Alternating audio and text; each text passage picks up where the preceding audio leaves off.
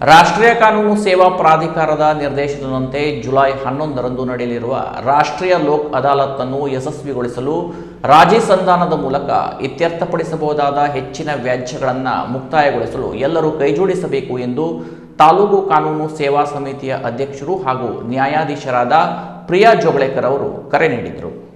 Ankola JMFC ನ್ಯಾಯಾಲಯದ ಆವರಣದಲ್ಲಿ June 8ರಂದು ನಡೆದ ಲೋಕ್ ಅದಾಲತ್ ಪೂರ್ವಭಾವಿ ಸಭೆಯಲ್ಲಿ ಮಾತನಾಡಿದ ಅವರು, ಈ ಬಾರಿ 3 ನ್ಯಾಯಪೀಠಗಳು ಕಾರ್ಯನಿರ್ವಹಿಸಲಿರುವುದರಿಂದ ಮತ್ತು ಲೋಕ್ ಅದಾಲತ್ಗೆ ಸುಮಾರು 1 ತಿಂಗಳಿಗೂ ಹೆಚ್ಚು ಕಾಲಾವಕಾಶ ಇರುವುದರಿಂದ ಹೆಚ್ಚಿನ ಸಂಖ್ಯೆಯ ಪ್ರಕರಣಗಳನ್ನು ಇತ್ಯರ್ಥಪಡಿಸುವ ಮೂಲಕ ವಿಶೇಷ ಸಾಧನೆ ಮಾಡಬೇಕೆಂದು ತಿಳಿಸಿದರು.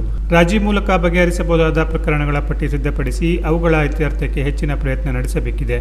ಲೋಕ್ ಅದಾಲತ್ ಮೂಲಕ ಪ್ರಕರಣಗಳು ಇತ್ಯರ್ಥಗೊಂಡರೆ ಕಕ್ಷಿದಾರರ ಸಮಯ ಮತ್ತು ಹಣ ಉಳಿತಾಯವಾಗಲಿದ್ದು ವಕೀಲರು ಹಾಗೂ ವಿವಿಧ ಇಲಾಖೆಗಳ ಅಧಿಕಾರಿಗಳು ಅಗತ್ಯ ಸಹಕಾರ ನೀಡಬೇಕು ಎಂದರು. ಕ್ರಿಮಿನಲ್ ಪ್ರಕರಣಗಳಲ್ಲಿ ರಾಜಿಗೆ ಅವಕಾಶವಿರುವ ವ್ಯಾಜ್ಯಗಳನ್ನು ಲೋಕ್ ಅದಾಲತ್ ಮೂಲಕ ಬಗೆಹರಿಸಲು ಪೊಲೀಸ್ ಇಲಾಖೆ ಹಾಗೂ ಸರ್ಕಾರಿ ಅಭಿಯೋಜಕರು ಮುಂದಾಗಬೇಕು. ಇದರಿಂದ ಅದೇ ವಿಷಯಕ್ಕೆ ಸಂಬಂಧಿಸಿದ ಸಿವಿಲ್ ಪ್ರಕರಣಗಳಿಗೂ ಪರಿಹಾರದ ದಾರಿ ಸುಗಮವಾಗಲಿದೆ ಎಂದು ಹೇಳಿದರು. ಹಣಕಾಸು ಸಂಸ್ಥೆಗಳ ಸಾಲಬಾಕಿ ಪ್ರಕರಣಗಳ ಕುರಿತು ಮಾತನಾಡಿದ ಅವರು, ಒಬ್ಬ ವ್ಯಕ್ತಿಯ ವಿರುದ್ಧ ಹಲವು ಪ್ರಕರಣಗಳಿದ್ದಲ್ಲಿ ಕಡಿಮೆ ಮೊತ್ತದ 1-2 ಪ್ರಕರಣಗಳನ್ನು ಮೊದಲು ಇತ್ಯರ್ಥಪಡಿಸುವ ಪ್ರಯತ್ನ ಮಾಡಬೇಕು. ಸಾಲ ಮರುಪಾವತಿಯಲ್ಲಿ ಸೂಕ್ತ ರಿಯಾಯಿತಿ ನೀಡಿದರೆ ಸಾಲಗಾರರು ರಾಜಿಗೆ ಬರುವ ಸಾಧ್ಯತೆ ಹೆಚ್ಚಿದ್ದು ಹೆಚ್ಚಿನ ಪ್ರಕರಣಗಳನ್ನು ಸೌಹಾರ್ದಯುತವಾಗಿ ಮುಕ್ತಾಯಗೊಳಿಸಬೇಕಾಗಿದೆ ಎಂದು ಸಲಹೆ ನೀಡಿದರು. ಬಹುಕಾಲದಿಂದ ಬಾಕಿ ಉಳಿದಿರುವ ಭೂಸ್ವಾಧೀನ ಪರಿಹಾರ ಪ್ರಕರಣಗಳ ಕುರಿತು ಅಸಮಾಧಾನ ವ್ಯಕ್ತಪಡಿಸಿದ ನ್ಯಾಯಾಧೀಶೆ, ಭೂಸ್ವಾಧೀನದ ಬಳಿಕ ನ್ಯಾಯಯುತ ಪ್ರಕರಣ ನೀಡುವುದು ಸರ್ಕಾರದ ಜವಾಬ್ದಾರಿಯಾಗಿದ್ದರೂ ಅನೇಕ ಹಳೆಯ ಪ್ರಕರಣಗಳು ಇನ್ನೂ ಇತ್ಯರ್ಥವಾಗಿಲ್ಲ. ಈ ಬಗ್ಗೆ ಈ ಬಾರಿ ಸಹಾಯಕ ಆಯುಕ್ತರಿಗೆ ನೋಟಿಸ್ ನೀಡಲಾಗುವುದು ಎಂದು ತಿಳಿಸಿದರು. ಆಸ್ತಿ ವಿವಾದ, ವಿಮಾ ಪರಿಹಾರ, ಕುಟುಂಬ ಕಲಹ ಸೇರಿದಂತೆ ಹಲವು ರೀತಿಯ ಪ್ರಕರಣಗಳನ್ನು ಲೋಕ್ ಅದಾಲತ್ನಲ್ಲಿ ಬಗೆಹರಿಸಿಕೊಳ್ಳಲು ಅವಕಾಶವಿದೆ. ಲೋಕ್ ಅದಾಲತ್ ಬಗ್ಗೆ ನಿರಾಸಕ್ತಿ ತೋರದೆ ಎಲ್ಲರೂ ಸಕ್ರಿಯವಾಗಿ ಭಾಗವಹಿಸಿದರೆ ಹೆಚ್ಚಿನ ವ್ಯಾಜ್ಯಗಳ ಇತ್ಯರ್ಥ ಸಾಧ್ಯವಾಗಲಿದೆ ಎಂದು ಹೇಳಿದರು. ಇತ್ತೀಚಿನ ದಿನಗಳಲ್ಲಿ ಸಣ್ಣ ಪುಟ್ಟ ಕಾರಣಗಳಿಗೆ ವಿವಾಹ ವಿಚ್ಛೇದನ ಪ್ರಕರಣಗಳು ಹೆಚ್ಚುತ್ತಿವೆ. ಅಂತಹ ಸಂದರ್ಭಗಳಲ್ಲಿ ಪರಸ್ಪರ ಮನವೊಲಿಸಿ ಕುಟುಂಬಗಳನ್ನು ಒಂದುಗೂಡಿಸುವ ಕಾರ್ಯಕ್ಕೂ ಲೋಕ್ ಅದಾಲತ್ ವೇದಿಕೆ ಆಗಬೇಕು ಎಂದು ಅವರು ಅಭಿಪ್ರಾಯಪಟ್ಟರು. ವಿಶೇಷ ಸಂಭ್ರಮವೇ ಆಗಬೇಕು ಅಂತ ಕೇಳ್ಕೊಳ್ತಾ ಇದ್ದಾರೆ. ಅದಕ್ಕೆ ಎಲ್ಲ ಇಲಾಖೆಯವರು ಅದರ ಜೊತೆ ವಕೀಲರು ಕೂಡ ಹೆಚ್ಚಿನ ಪಾತ್ರವನ್ನು ವಹಿಸಬೇಕು ಅಂತ. ಮತ್ತೆ ನಮ್ಮ ಖಾಸಗಿ ಒಂದು ಫೈನಾನ್ಸ್ ಇನ್ಸ್ಟಿಟ್ಯೂಷನ್ಗಳು ಇವೇನ್ ಮಾಡ್ತಾ ಇದ್ದಾರೆ, ಕೆಲವೊಂದು ಕಡೆ 4-5 ಪ್ರಕರಣಗಳು ಆಗ್ತಾ ಇರೋದು ಗಮನಕ್ಕೆ ಬಂದಿದೆ. ಅಂತ ಪ್ರಕರಣದಲ್ಲಿ ಏನ್ ಮಾಡಿ ಅಂತ ಹೇಳಿದ್ರೆ, ನೋಡಿ ಆದಷ್ಟು ಬೇಗ ಕನ್ಸೆಷನ್ ಅನ್ನು ಮಾಡಿ. ಲೋಕ್ ಅದಾಲತ್ ಅಂತ ಹೇಳಿದ್ರೆ ಸ್ವಲ್ಪ ನೀವು ಇಷ್ಟೇ ಇಂಟ್ರೆಸ್ಟ್ ಬೇಕು, ಅಷ್ಟೇ ಬೇಕು ಅಂತ ಹೇಳ್ಕೊಂಡು ನಿಮಗೆ ಇಷ್ಟವಾಗಿ ಆಗೋದಿಲ್ಲ. ಆದಷ್ಟು ಅವರಿಗೆ ಕನ್ಸೆಷನ್ ಅನ್ನು ಕೊಟ್ಟರೆ ಅವರು ಕೂಡ ರಾಜಿಗೆ ಬರ್ತಾರೆ.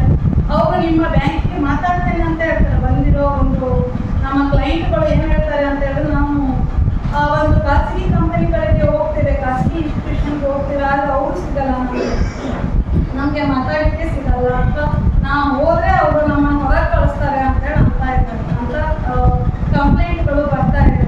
ಅದನ್ನು ಒಂದು ಸ್ವಲ್ಪ ಪರಿಗಣನೆಗೆ ತಗೊಂಡು ಎಷ್ಟಾಗುತ್ತೆ ಅಷ್ಟು ಕೇಸನ್ನು ಕನ್ಸೆಷನ್ ಅನ್ನು ಕೊಡಿ ಆದಷ್ಟು. ಕಿರಿಯ ಸಿವಿಲ್ ನ್ಯಾಯಾಧೀಶೆ ಸುನೀತಾ ಮಾತನಾಡಿ, ರಾಷ್ಟ್ರೀಯ ಲೋಕ್ ಅದಾಲತ್ನಲ್ಲಿ ಹೆಚ್ಚಿನ ಸಂಖ್ಯೆಯ ಪ್ರಕರಣಗಳ ಇತ್ಯರ್ಥಕ್ಕೆ ನ್ಯಾಯಾಂಗ ವಕೀಲರು, ಇಲಾಖೆಗಳು ಹಾಗೂ ಸಾರ್ವಜನಿಕರು ಸಹಕರಿಸಬೇಕೆಂದು ಮನವಿ ಮಾಡಿದರು.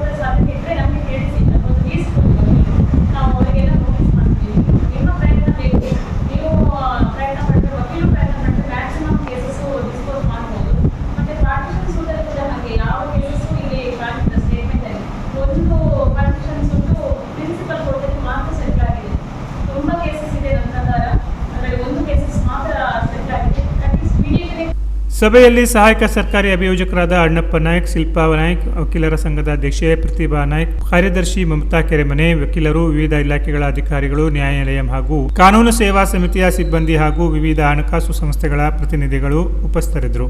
ಭೂ ಸ್ವಾಧೀನಗೊಂಡ ಜಮೀನುಗಳಿಗೆ ಪರಿಹಾರ ನೀಡುವ ವಿಚಾರದಲ್ಲಿ ವರ್ಷಗಳ ಕಾಲ ವಿಳಂಬವಾಗುತ್ತಿರುವುದಕ್ಕೆ ನ್ಯಾಯಾಧೀಶೆ ಪ್ರಿಯಾ ಜೋಗಳೇಕರ್ ತೀವ್ರ ಅಸಮಾಧಾನ ವ್ಯಕ್ತಪಡಿಸಿದರು. ಜನರು ನ್ಯಾಯಾಲಯದಿಂದಲೂ ಪರಿಹಾರ ಸಿಗುತ್ತಿಲ್ಲ ಎಂದು ಅಳಲು ತೋಡಿಕೊಳ್ಳುವ ಪರಿಸ್ಥಿತಿ ನಿರ್ಮಾಣವಾಗಿದೆ. ಹಳೆಯ ಭೂ ಪರಿಹಾರ ಪ್ರಕರಣಗಳ ಸ್ಥಿತಿಗತಿಗೆ ಸಂಬಂಧಿಸಿದಂತೆ ಈ ಬಾರಿ ಸಹಾಯಕ ಆಯುಕ್ತರಿಗೆ ನೋಟಿಸ್ ನೀಡಲಾಗುವುದು ಎಂದು ಅವರು ಎಚ್ಚರಿಕೆ ನೀಡಿದರು. Canara plus news Ankola.